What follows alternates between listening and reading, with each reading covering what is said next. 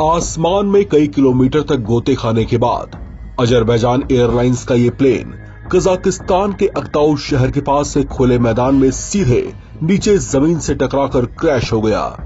Crash से पहले plane के पायलट इसे कंट्रोल करने की पूरी कोशिश करते दिखाई दिए। इस वायरल वीडियो में आप देख सकते हैं कि कैसे ये प्लेन अनियंत्रित होकर पहले नीचे की ओर फॉल करता है, लेकिन अचानक इसकी नोज फिर से ऊपर की ओर उठती है।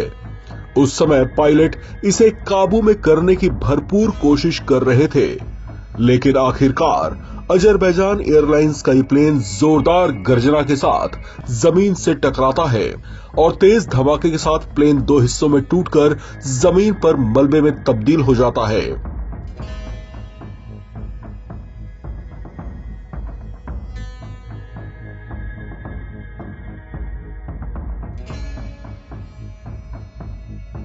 दुर्घटना के शिकार हुए अजरबैजान एयरलाइंस के विमान में कुल 67 यात्री और चालक दल के 5 सदस्य सवार थे। जिस वक्त ये सब कुछ हो रहा था, कुछ लोग ये पूरी घटना अपने कैमरों में रिकॉर्ड कर रहे थे।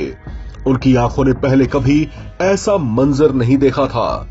जिस तरह का ये हादसा था, उससे ऐसा ही लगा कि इसमें कोई जिंदा नहीं बचा होगा, लेकिन फिर आंखों ने जो देखा उस पर बहुत से लोग यकीन ही नहीं कर पा रहे थे।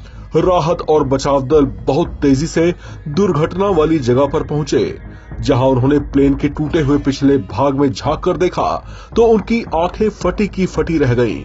चमत्कारिक रूप से वहां बहुत से यात्री उन्हें कराहते हुए मिले। उनमें जोश और बढ़ गया। इसके बाद विमान के मलबे से एक के बाद एक 25 जिंदा यात्री बाहर निकाले गए, जिसकी पुष्टि चेचन नेता रमजान कादिरोव ने की है। हालांकि उन सभी को चोटें आई हैं, जबकि कुछ गंभीर रूप से भी घायल बताए जा रहे हैं। इन सभी का इलाज अस्पताल में किया जा रहा है।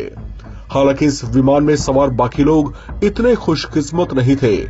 कजाकिस्तान के परिवहन मंत्रालय ने बताया कि विमान में अजरबैजान के 37 नागरिक, रूस के 16, कजाकिस्तान के 6 और किर्गिस्तान के 3 नागरिक सवार थे।